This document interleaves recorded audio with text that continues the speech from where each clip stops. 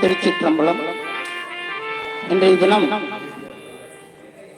அச்சிறுபாக்கம் என்று சொல்லக்கூடிய தலத்திலே நாம் வழிபாடு செய்வதற்கும் இந்த தலத்தினுடைய தலப்பதிகத்தினை நாம் விண்ணப்பம் செய்வதற்கும் இல்லாமல்ல ஆட்சீஸ்வரர் பார்க்கபுரீஸ்வரர் என்று சொல்லக்கூடிய பெருமான் ஆட்சி கொண்ட நாதராக இருந்து நம்மை எல்லாம் வழிநடத்துகிறார்.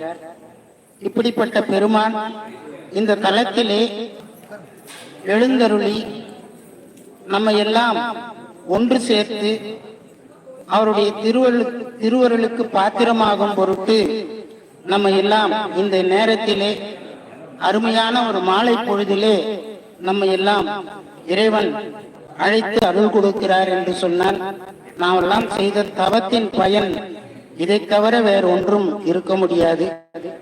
இந்த தலத்திலே இருக்கக்கூடிய பெருமான் இந்த புராணத்திலே நமக்கு சொல்லப்பட்டிருக்கிறபடி ஆட்சி கொண்ட நாதராக இருந்து ஆட்சி செய்து வருகிறார்.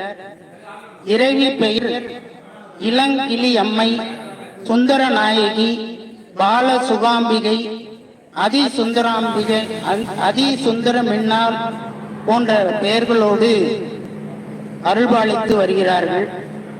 இந்த தல மரம் கொன்றை மரம் என்று சொல்லப்படுகிறது. தீர்த்தம் வேத தீர்த்தம், சங்கு தீர்த்தம், சிம்ம தீர்த்தம் என்ற பெயர்களினாலே இந்த தீர்த்தமானது அழைக்கப்படுகிறது. நாம தலப்பயணத்திலே தலம், தீர்த்தம், மூர்த்தம் என்று சொல்லுவார்கள்.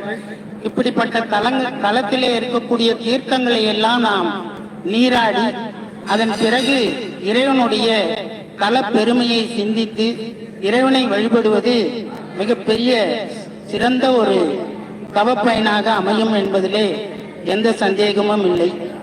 இந்த தலத்திலே சம்பந்தர், அப்பர், சேக்கிழார், கௌதமர், கண்வர் போன்ற அருளாளர்கள் இங்கே வந்து வழிபட்டு இறைவனுடைய அருளை பெற்றிருக்கிறார்கள்.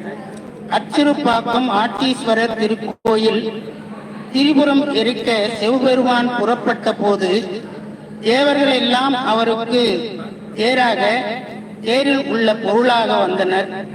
தாங்கள் தான் சிவபெருமானை தாங்கப் போகிறோம் என்கின்ற செருப்புடன் இருந்தனர்.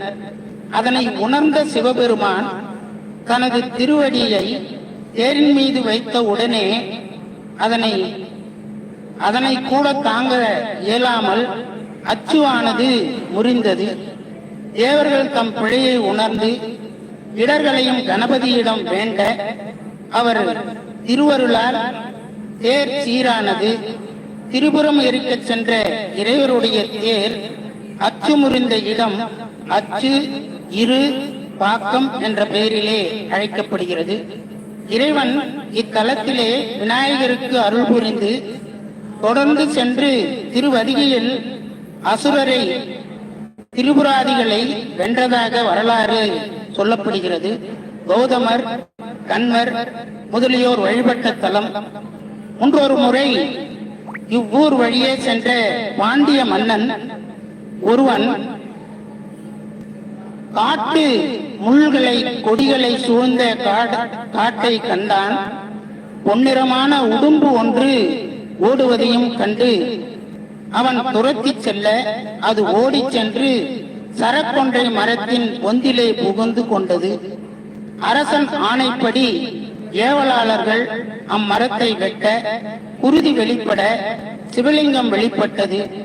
வெட்டிய தழும்புடன் இறைவனுக்கு அரசன்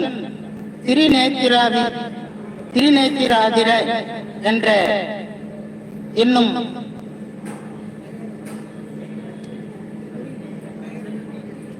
முனிவருடன்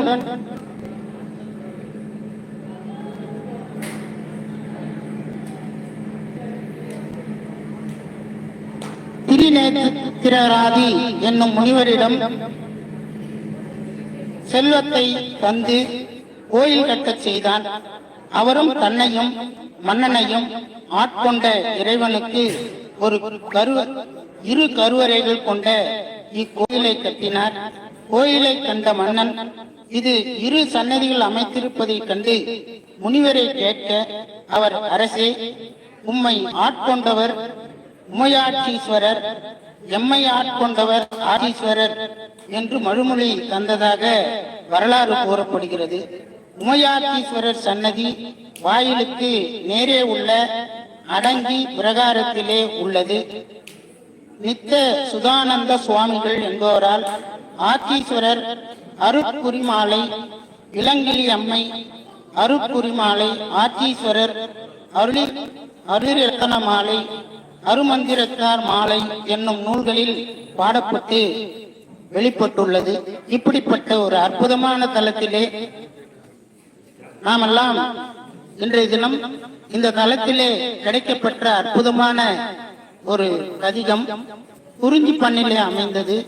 இந்த குறிஞ்சி பண்ணிலே அரிகாம்போதி ராகத்திலே இந்த பண்ணானது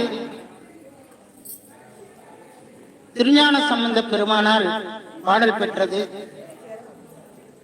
இந்த பதிகத்தினை இப்பொழுது நாம் விண்ணப்பம் செய்து